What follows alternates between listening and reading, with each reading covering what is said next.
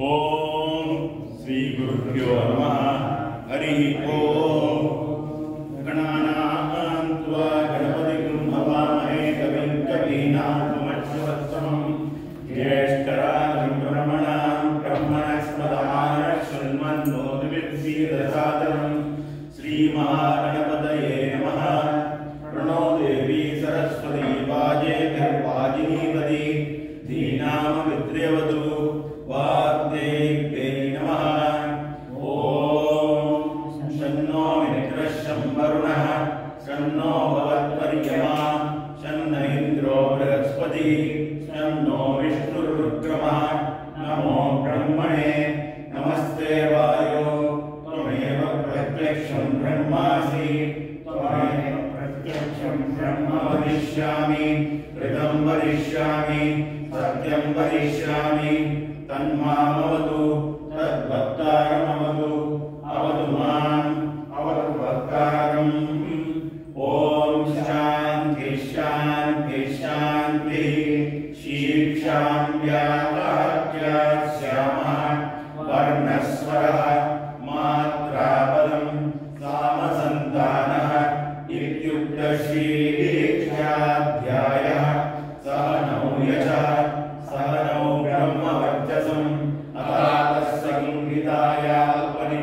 ವ್ಯಾಖ್ಯಾಸ್ಯಾಮ. ಪಂಚಸ್ವಧಿಕರಣೇಷು ಅಧಿಲೋಕಮಧಿಜ್ಯೋತಿಷಮಧಿವಿದ್ಯಮಧಿಪ್ರಜಮಧ್ಯಾತ್ಮಂ ತಾಮಹಾಸಂಹಿತಾ ವಿದ್ಯಾಕರ್ಷಣೆ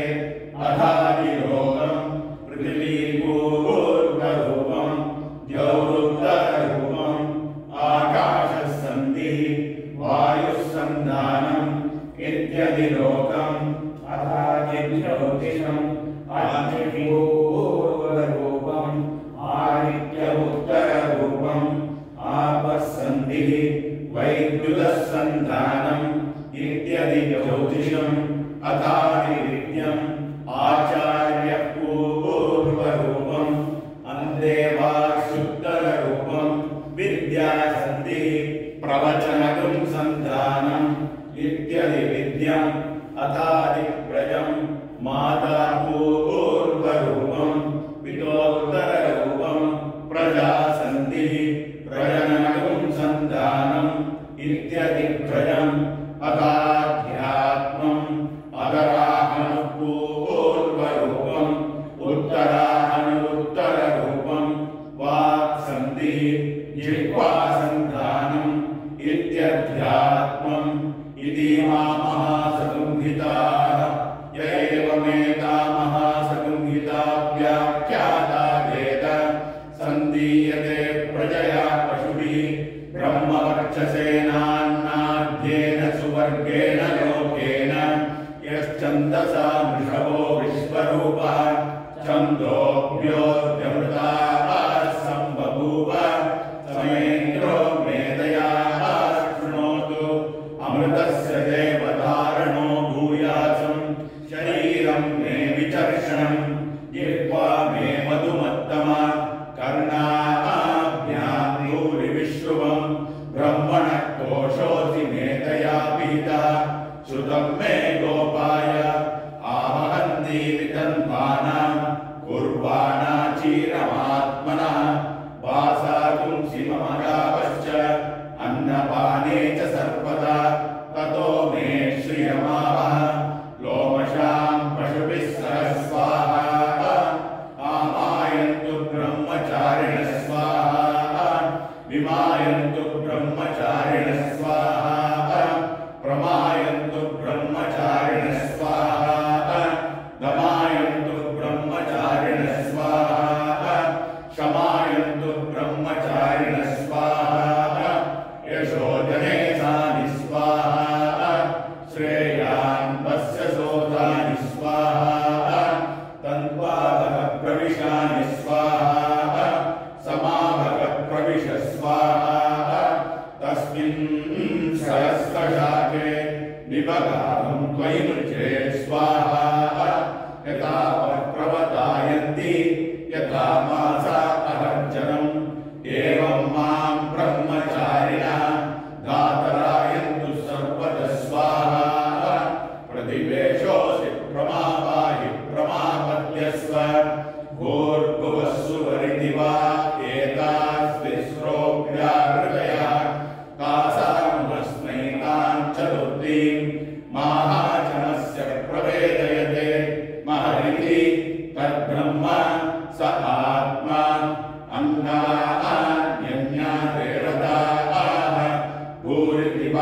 अयं लोकः भुवैत्यन्तरिक्षं सुवरित्यसो लोकः मह इत्यादित्यः आदित्येन वाव सर्वे लोका महीयन्ते भूरिति वा अग्निः भुव इति वायुः सुवरित्यादित्यः मह इति चन्द्रमाः चन्द्रमसा वाव सर्वाणि ज्योतिषुंसि महीयन्ते भूरिति वा वृक्षः भुव इति सामानि सुवरिति यजुगुंषि मह इति ब्रह्म ब्रह्मणा वाव सर्वे वेदा महीयन्ते भूरिति वै प्राणः भुव इत्यपानः सुवरिति ज्ञानः मह इत्यन्नम् अन्नेन वाव सर्वे प्राणा महीयन्ते तावा एतच्छतस्रश्चतुर्धा चतस्रश्चतस्रो व्याहृतयः तायो वेद स वेद ब्रह्म सर्वेऽस्मै देवा बलिमा वहन्ति स एषोऽन्तरहृदय आकाशः तस्मिन्नयं पुरुषो मनोमयः अमृतो हिरण्मयः अन्तरेण तालुके य एषस्तन इवावलम्बते सेन्द्रयोनिः यत्रासोके शान्तो विवर्तते व्यपोह्यशीर्षकपाले भूरित्यग्नौ प्रतिष्ठति भुव इति वायौ सुवरित्यादित्ये मह इति ब्रह्मणि आप्नोति स्वाराज्यम् आप्नोति मनसस्पतिम् वाक्पतिश्चक्षुष्पतिः श्रोत्रपतिर्विज्ञानपतिः एतत्ततो भवति आकाशशरीरं ब्रह्म सत्यात्मप्राणारामं मन आनन्दं शान्तिसमृद्धमृतम् इति प्राचीनयोग्योपास्व पृथिव्यन्तरिक्षं द्यौर्दिशो वान्तरदिशाः अग्निर्वायुरादित्यश्चन्द्रमा नक्षत्राणि आपपोषदयो वनस्पतय आकाश आत्मा इत्यधिभूतम् अकाध्यात्मं प्राणो ज्ञानो पानपुराणः समानः चक्षुश्रोत्रं मनो वाक्पक् चर्ममागुं सर्गस्नावास्ति मज्जा एतद्विधाय शिवोचत् पाङ्क्तं वा इदं सर्वं पान्तेनैव पान्तः शृणोतीति ओमिति ब्रह्म ओमितीदं सर्वम् ओमित्येतदनुवृत्तिहस्मवा अप्यो श्रावयेत्याश्रावयन्ति ओमिति सामानि गायन्ति ओं शोमिति शस्त्राणि शगुंसन्ति ओमित्यद्वर्युः प्रतिगरं प्रतिगृह्णाति ओमिति ब्रह्मा प्रसौति ओमित्यग्निहोत्रमनुजानाति ओमिति ब्राह्मणः प्रवक्ष्यन्नाह ब्रह्मोपाप्नवानीति ब्रह्मैवोपाप्नोति ऋतं च स्वाध्याय प्रवचने च सत्यं च स्वाध्याय प्रवचने च तपश्च स्वाध्याय प्रवचने च दमश्च स्वाध्याय प्रवचने च शमश्च स्वाध्याय प्रवचने च अग्नयश्च स्वाध्याय प्रवचने च अग्निहोत्रं च स्वाध्याय प्रवचने च अतितयश्च स्वाध्याय प्रवचने च मानुषं च स्वाध्याय प्रवचने च प्रजा च स्वाध्याय प्रवचने च प्रजनश्च स्वाध्याय प्रवचने च प्रजातिश्च स्वाध्याय प्रवचने च सत्यमिति सत्यवचाराधीरः तप इति तपो नित्यपौरुषिष्टिः स्वाध्याय प्रवचने देवेति नाको मौद्गल्यः तद्धि तपस्तद्धि तपः अहं वृक्षस्य वेरिव कीर्तिपृष्ठं गिरेरिव ऊर्ध्वपवित्रो वाजिनीव स्मृतमस्मि द्रविणं सवर्चसं सुमेधा अमृतोऽखिलः इति त्रिशङ्कोर्वेदानुवचनं वेदमनुश्चाचार्योऽन्ते वाजिनमनुषा सत्यं वद धर्मं चर स्वाध्यायान् मा प्रमदः आचार्याय प्रियन्तनमाहृत्य प्रजानन्तुं मां व्यवच्छेत्सि सत्यान्न प्रमदितव्यं धर्मान्न प्रमदितव्यं कुशलान्न प्रमदितव्यं भूत्यैन प्रमदितव्यं स्वाध्याय प्रवचनाभ्यान्न प्रमदितव्यं देवपितृकार्याभ्यान्न प्रमदितव्यं मातृदेवो भव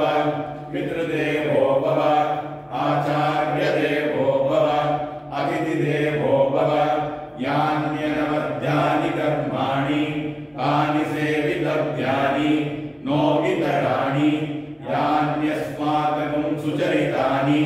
तानि त्वयोपास्यानि नो इतराणि एके चास्मच्छ्रेयापुंसो ब्राह्मणाः तेषां त्वयासनेन प्रश्वसितव्यं श्रद्धया देयम् अश्रद्धया देयं श्रिया देयं रिया देयं धिया देयं संविदा देयम् अत यदि ते कर्म विचिकित्सा वा वृत्तविचिकित्सा वा स्यात् एतत्र ब्राह्मणाः संवर्षिणः युक्ता अयुक्ता अलूक्षा धर्मकामा स्युः यथा ते तत्र वर्तेरन् तथा तत्र वर्तेताः अताभ्याख्यातेषु एतत्र ब्राह्मणाः संवर्षिणः युक्ता अयुक्ताः अलूक्षा धर्मकामा स्युः यथा ते तेषु वर्तेरन् तथा तेषु वर्तेताः एष आदेशः एष उपदेशः एषा वेदोपनिषद् एतदनुशासनम् एवमुपासितव्यम् एवमुचैतदुपास्यम् शन्नो मित्रः शं वरुणः शन्नो भवत्वर्यमा शन्न इन्द्रो बृहस्पतिः शन्नो विष्णुरुक्रमः नमो ब्रह्मणे नमस्ते वायो त्वमेव प्रत्यक्षं ब्रह्मासि त्वामेव प्रत्यक्षं ब्रह्मावादिशं ऋतमवादिशं सत्यमवादिशं तन्मावीत् तद्वक्तारमावीत् आवीन्माम् आवीत् वक्तारम् ॐ शान्ति शान्ति शान्तिः सहनावतु सहनौ भुनक्तु सह वीर्यङ्करवावहै तेजस्विनावधीतमस्तु मा विद्विषावहै ॐ शान्ति शान्ति शान्तिः ब्रह्मविदाप्नोति परम् तदेशाभ्युक्ता सत्यं ज्ञानमनन्तं ब्रह्म यो वेद निहितं गुहायां परमे व्योमन् सोऽष्टुते सर्वान् कामान् सः ब्रह्मणा विपश्चितेति तस्मात् वा एतस्मादात्मन आकाशः सम्भूतः आकाशात् वायुः वायोरग्निः अग्नेरापः अग्न्यः पृथिवी पृथिव्या ओषधयः ओषधीभ्योऽन्नम् अन्नात् पुरुषः स वा एष पुरुषोऽन्नरसमयः तस्येदमेव शिरः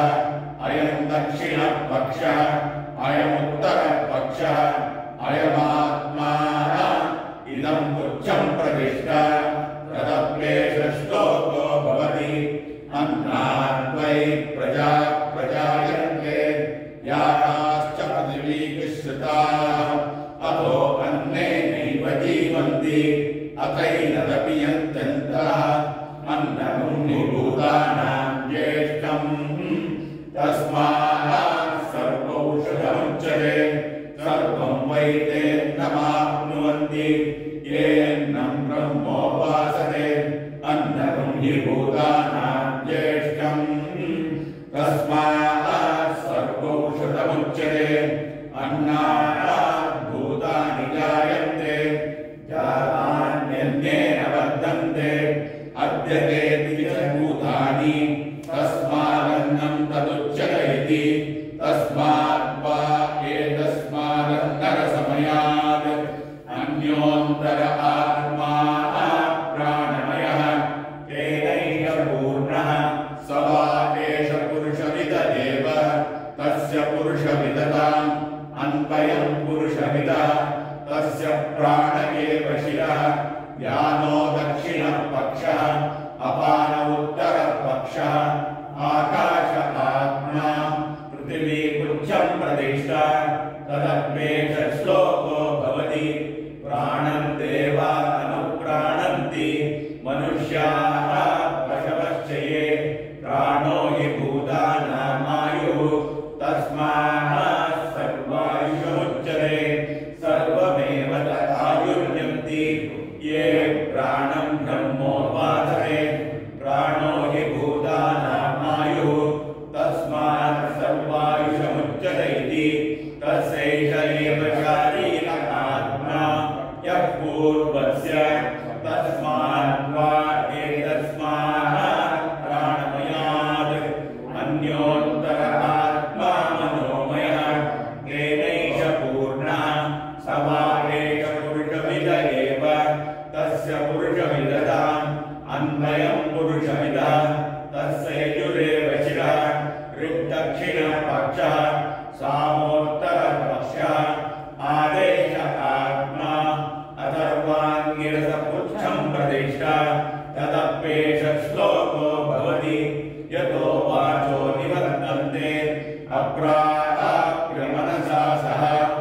आनन्दं ब्रह्मणो विद्वान् न विवेदि कदाचिदेति तस्यैष एव शारीर आत्मा यः पूर्वस्य तस्मात् वा एतस्मात् मनोमयात् अन्योन्तर आत्मा विज्ञानमयः तेनैष पूर्णः स वा एष पुरुषविद एव तस्य पुरुषविदताम् अन्वयं पुरुषविदः तस्य श्रद्धैव शिरः कृतं दक्षिणपक्षः सप्तमुत्तरपक्षः योग आत्मा महपुच्छं प्रतिष्ठा तदप्येष श्लोको भवति विज्ञानं यज्ञं तनुते कर्माणि तनुतेऽपि च विज्ञानं देवाः सर्वे ब्रह्मज्येष्ठमुपासते विज्ञानं ब्रह्म चेद्वेद तस्मात् चेन्न प्रमाद्यति शरीरे पार्पणो हित्वा सर्वान् कामान् समश्नुते तस्यैष एव शारीर आत्मा यः पूर्वस्य तस्मात् वा एतस्मात् विज्ञानमयात् अन्योन्तर आत्मानन्दमयः तेनैष पूर्णः स वा एष पुरुषविद एव तस्य पुरुषविदताम् अन्वयं पुरुषविदः तस्य प्रियमेव शिरः मोदो दक्षिणपक्षः प्रमोद उत्तरपक्षः आनन्द आत्मा ब्रह्मपुच्छं प्रतिष्ठा तदप्येष श्लोको भवति असन्नेव स भवति असद्ब्रह्मेति वेद चेत् अस्ति ब्रह्मेति चेत् वेद सन्तमेनं ततो विदुरिति तस्यैष एव शारीर आत्मा यः पूर्वस्य अतातोऽनुप्रश्नाः उता विद्वानमुं लोकं प्रेत्य कश्चन गच्छति आहो विद्वानमुं लोकं प्रेत्य कश्चित् समश्नुता सोदायत बहुस्यां प्रजायेति सतपोतप्यत सतमस्तत्वा इदगं सर्वमसृजत यदिदं किञ्च तत्सृष्ट्वा तदेवानुप्राविशत् तदनुप्रविश्य सच्चत्यच्चाभवत् निरुक्तं च निलयनं च विज्ञानं च सत्यं च सत्यमभवत् यदिदं किञ्च तत्सत्यमित्याचक्षते तदप्येष श्लोको भवति असद्वा इदमग्र आसीत् ततो वै वै सजायत तदात्मानं स्वयमकुरुत तस्मात् तत्सुकृतमुच्यत इति यद्वै तत्सुकृतं रसो वै सः रसगृह्येवायं लब्ध्वा नन्दी भवति ओ ह्येवान्याः प्राण्यात् यदेष आकाश आनन्दो न स्यात् एष ह्येवानन्दयाति यदा ह्येवैष एकस्मिन् अदृश्येनात्मे निरुक्ते निलयने भयं प्रतिष्ठां विन्दते अतसो भयं गतो भवति यदा ह्येवैष एकस्मिन्नुदरमन्तरं कुरुते अत तस्य भयं भवति तद्देव भयं विदुषो मन्वानस्य तदप्येष शोको भवति भीषास्मात् वातर्पवते भीषोदे सूर्यः भीषास्मादग्निश्च इन्द्रश्च मृत्युर्दावति पञ्चम इति सैषानन्दस्य मीमातुंसा भवति युवा स्यात् सा तु युवाध्यायतः आशिष्टो दृष्टिष्टो बलिष्ठः तस्यैवं पृथिवी सर्वा वित्तस्य पूर्णा स्यात् स एको मानुष आनन्दः ते ये शतं मानुष आनन्दाः स एको मनुष्यगन्धर्वाणाम् आनन्दः श्रोत्रियस्य च कामः तस्य ते ये शतं मनुष्यगन्धर्वाणाम् आनन्दः स एको देवगन्धर्वाणाम् आनन्दः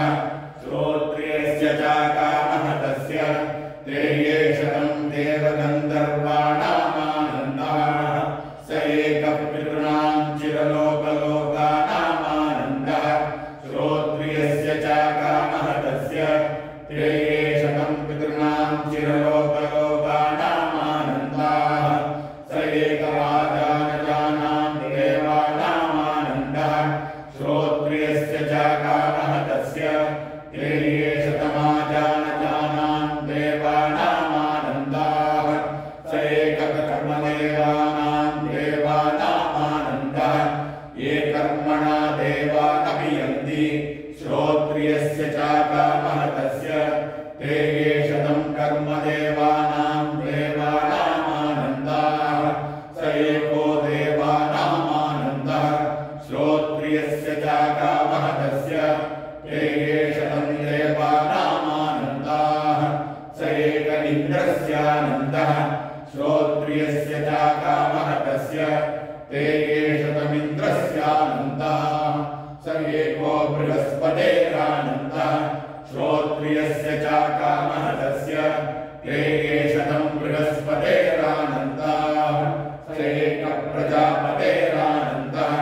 श्रोत्रियस्य च कामः तस्य ते ये शतं प्रजापतेरानन्दः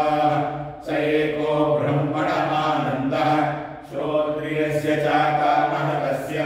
स यश्चायं पुरुषे यश्चासादित्ये स एकः स यदेवं विद्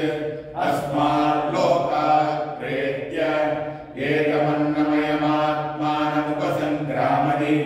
एतं प्राणमयमात्मानमुपसङ्क्रामति एतं मनोमयमात्मानमुपसङ्क्रामति एतं विज्ञानमयमात्मानमुपसङ्क्रामति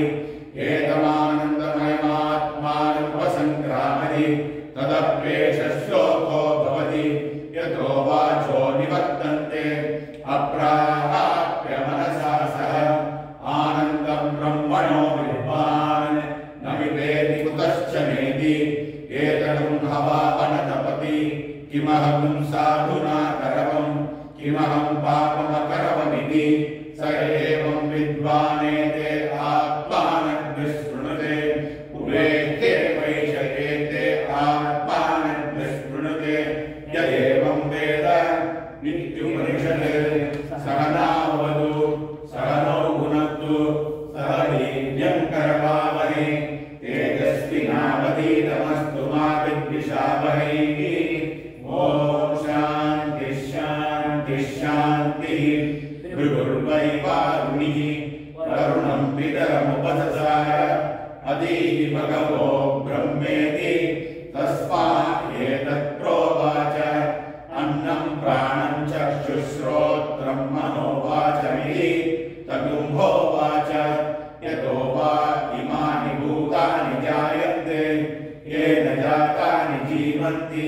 यत्प्रयन्तविसंविशन्ति तद्विज्ञानस्व तद्ब्रह्मेति सतपोतप्यत सतपस्तप्त्वा अन्नं ब्रह्मेति व्यजानात् अन्नाद्येव खल्विमानि भूतानि जायन्ते अन्नेन जातानि जीवन्ति अन्नं प्रयन्तविसंविशन्तीति तद्विज्ञाय पुनरेव वरुणं पितरमुपससार अदीहि भगवो ब्रह्मेति तगुंहोवाच तपसा ब्रह्म विजिज्ञासस्व तपो ब्रह्मेति सतपोतप्यत सतपस्तप्त्वा प्राणो ब्रह्मेति व्यजानात् प्राणाद्धेव कल्पिमानि भूतानि जायन्ते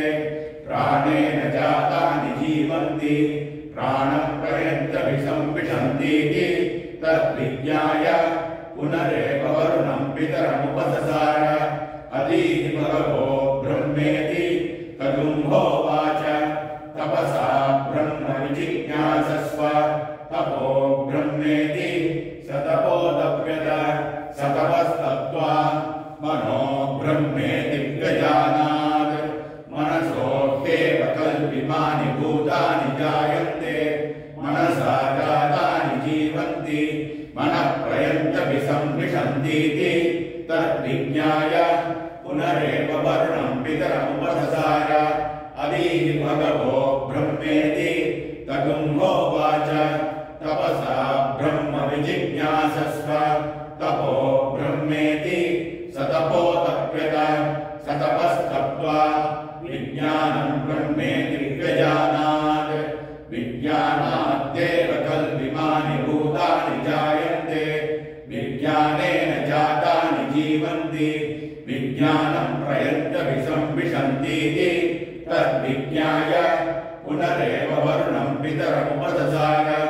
अदीहि भगवो ब्रह्मेति तगुंहोवाच तपसा ब्रह्म विजिज्ञासस्व तपो ब्रह्मेति सतपोतप्यत सतपस्तप्त्वा आनन्दो ब्रह्मेति व्यजानात् आनन्दादेव कल्पिमानि भूतानि जायन्ते आनन्देन जातानि जीवन्ति आनन्दं प्रयन्तविसंविशन्तीति सैषा वारुणी विद्या परमेभ्योऽहं प्रतिष्ठिता य एवं वेद प्रतिष्ठति अन्नपानन्नादो भवति महान् भवति प्रजया पशुभिर्ब्रह्मवर्चसेन महान् कीर्त्या अन्नन्ननिन्द्यात् तद्व्रतं प्राणो वा अन्नं शरीरमन्नादं प्राणे शरीरं प्रतिष्ठितं शरीरे प्राणः प्रतिष्ठितः तदेतदन्नमन्ये प्रतिष्ठितं स एतदन्नमन्ये प्रतिष्ठितं वेद प्रतिष्ठति अन्नवानन्नादो भवति महान् भवति प्रजया पशुभिर्ब्रह्मवर्चसेन महान् कीर्त्या अन्नन्नवैचक्षीत तद्व्रतं आपो वा अन्नं ज्योतिरन्नादम् अप्सु ज्योतिप्रतिष्ठितं ज्योतिषापप्रतिष्ठिताः तदेतदन्नमन्ये प्रतिष्ठितं स एतदन्नमन्ये प्रतिष्ठितं वेद प्रतिष्ठति अन्नवानन्नादो भवति महान् भवति प्रजया पशुभिर्ब्रह्मवर्चसेन महान् कीर्त्या अन्नं बहुकुर्वीत तद्व्रतं पृथिवी वा अन्नम् आकाशोन्नादः पृथिव्या आकाशप्रतिष्ठितः आकाशे पृथिवी प्रतिष्ठिता तदेतदन्नमन्ये प्रतिष्ठितं स एतदन्नमन्ये प्रतिष्ठितं वेद प्रतिष्ठति अन्नवानन्नादो भवति महान् भवति प्रजया पशुभिर्ब्रह्मवर्चसेन महान् कीर्त्या न कञ्चन वसतौ प्रत्याचक्षीत तद्व्रतं तस्माद्मया गया च विलया उत्पन्नं प्राप्नुयात् अराध्यस्मान्नमित्याचक्षते एतद्वै मुखतोऽन्नगुं राध्यं मुखतोऽस्मान्नगं एतद्वै मध्यतोऽन्नगुं राज्ञम् मध्यतोऽस्मान्नगुं राज्यते एतद्वा अन्ततोऽन्नगुं राज्यम् अन्ततोऽस्मान्नगुं राज्यते यदेवं वेद क्षेम इति वाचि योगक्षेम इति प्राणापानयोः कर्मेति हस्तयोः गतिरिति पादयोः विमुक्तिरिति पायो इति मानुषी समाज्ञाः अथ दैवीः तृप्तिरिति वृष्टौ बलमिति विद्युति यश इति पशुषु ज्योतिरिति नक्षत्रेषु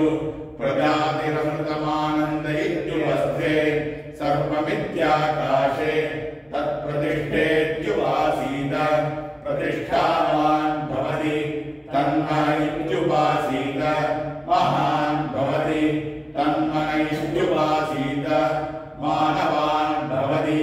तन्म इत्युपासीत नम्यन्ते स्मै कामाः तद्ब्रह्मेत्युपासीत ब्रह्मवान् भवति तद्ब्रह्मणः परिपर इत्युपासीत पर्येणं प्रियन्ते विशन्तः सपत्नाः पर्ये प्रियाः प्रातव्याः स यश्चायं पुरुषे यश्चासावादित्ये स एकः स एवंविद् अस्मान् लोकात् प्रेत्य एतमन्नमयमात्मानमुपसङ्क्रम्य एतं प्राणमयमात्मानमुपसङ्क्रम्य एतं मनोमयमात्मानमुपसङ्क्रम्य एतं विज्ञानमयमात्मानमुपसङ्क्रम्य एतमानन्दमयमात्मानमुपसङ्क्रम्य इमान् लोकान् कामान्निकामरूपेण सञ्चरन् एतत्सामगायन्नास्ते हा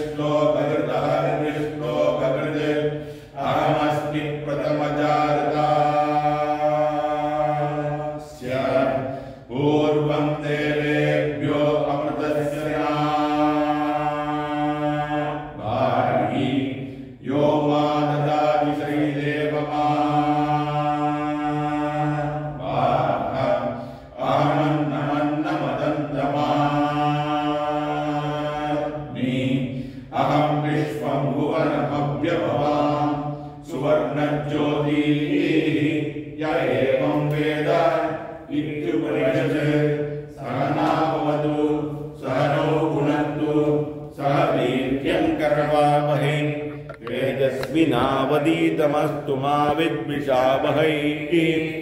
ओम शांति शांति शांति। ओम आभिर्गेर्भिर्मत्तो न ऊनमाप्याय हरिभो वर्तमानः यदा स्तोतृभ्यो मयि गोत्रानुजाति भूयिष्ठराजो अदते स्याम ब्रह्म प्रावादिष्म तन्नो माहासीत्। ओम शांति शांति शांति।